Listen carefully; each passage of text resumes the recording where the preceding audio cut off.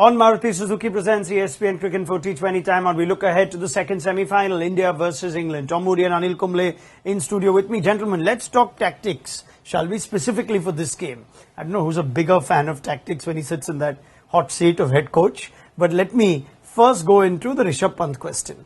Now, we said at the end of that game, Anil, Tom said that he's going to persist with Pant and at the Adelaide Oval with these side boundaries.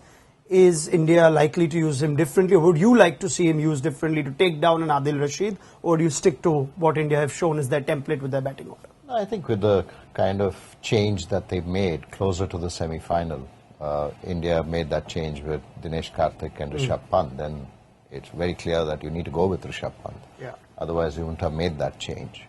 And because Dinesh hadn't had too much of an influence batting in this lineup, he didn't get enough opportunities except for one of them. Yeah. So I would certainly go with Rishabh and use that to India's advantage, because at the Adelaide Oval there will be some turn, and Rashid is someone who can certainly bog down right-handers. He's really good at that.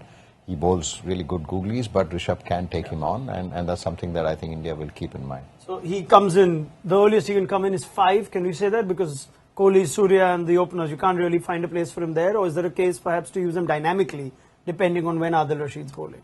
I don't think so, no. I think the top four are the top four, and they should remain that way. But whether he comes in at 5 or 6 is also could be a tactical player as well, because Hardik Pandya is obviously a high quality player as well. So I just think he gives you more options, and the other important thing is that apart from being a left-hander, he's a proven match winner on the big stage. Yeah. He's only young, but what we've seen him achieve in other formats of the game is just quite remarkable. And I'm a little bit surprised that he, hasn't really been given the confidence that he is one of the main players in this side from the beginning. All right.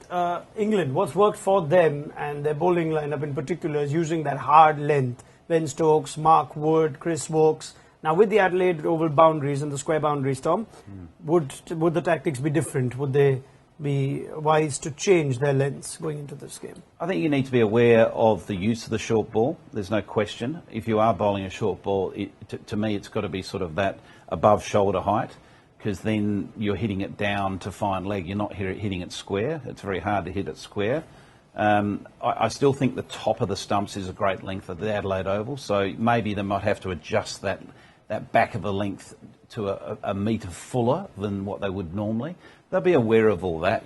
This day and age, with the statistics that you can get and the data, they'll know exactly what the right length is to make sure that you're suffocating your opponent. Sam Curran, Anil, has been their standout bowler, leader of their pack, especially at the death. Now, will he face a different challenge with the kind of form Suryakumar Yadav is in, or India, who perhaps would be better suited to take him down? How do you see that death overs contest going? What are plans for both? I think he'll definitely find it challenging bowling at Surya. I mean, we've seen every bowler has struggled to bowl at Surya. Is amazing the way he sort of changes his game depending on where the gaps are, and then he sort of makes up his mind that, okay, this is going there. But there could be a little bit of a challenge for Surya as well, because of the angle at which Sam Curran bowls, and also the trajectory. He's pretty short, and it's not going to be easy to get the bounce for someone like Sam Curran. But having said that, Surya has sort of found a way of managing to put pressure back on the bowler and getting to that amazing strike rate. So I think Surya will fancy that. Sam Curran will be under pressure, for sure. Anything to add on that one? Oh, it's interesting. I would nearly go the opposite way. We saw Surya with the left armour against Zimbabwe still find the fine leg 6 boundary at the MCG. So I'd be going the other way if I was Sam Curran, or I'd be certainly keeping it as an option up his sleeve and bowl round the wicket and angle into leg stump and a bowl to his feet, and ask him if he's wanting a boundary. He's got to go in-out against that angle of the opposite direction and have the protection on the leg side, because you know that he's so good doing those. You're hoping that he laps one. Yeah, I'll have the field to protect. Hands. I'd have the protection there, but I'd be going very full. Okay. I'd be going as full as I possibly can and making him then sort of look at an alternative plan to try to go in-out over the offside with that angle. Finally, the last matchup we'll throw in for you. Bhuvneshwar Kumar against Joss Buttler. Bhuvi's dismissed Buttler 5 times in 8 innings. We've seen the best of Buttler. We've also seen Buttler struggle. What approach are we expecting here against a bowler who clearly has his number? Well, I think the reason Bhuvi's got his number at the moment is he swings the ball both ways. You know, Buttler is a great ball striker, but we've seen him even in the long form of the game struggle when the ball moves in Test cricket and what have you. And there's only a very narrow window where the ball is swinging. So Bhuvi is a threat up front because, particularly for someone like Buttler, because he'll swing at both sides, go on the inside of his bat or the outside of his bat.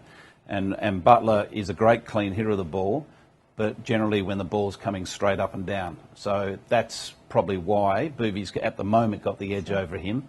And Arshdeep at the other end will also present the same challenge. All right, gentlemen. Favourites, India or England? Anil? I think with the conditions in Adelaide, I would fancy India. Tom? I'm going to go just the opposite, just to make it interesting. I'll go England. Okay. You don't have to. No. I just feel. I think England are on a positive roll. All right, fair enough. Thank you very much. Yeah, for me, the only thing is the first 6 overs. I think India have done really well in the power play, but in Adelaide they struggled against Bangladesh. If they can get that power play going against England, I certainly feel that India should do this. All right, thank you very much, Anil Kumble, Tom Moody. More from these fine gentlemen as we build up to that second semi-final. Join us then for Maruti Suzuki Presents ESPN Cricket 40 20 Time Out.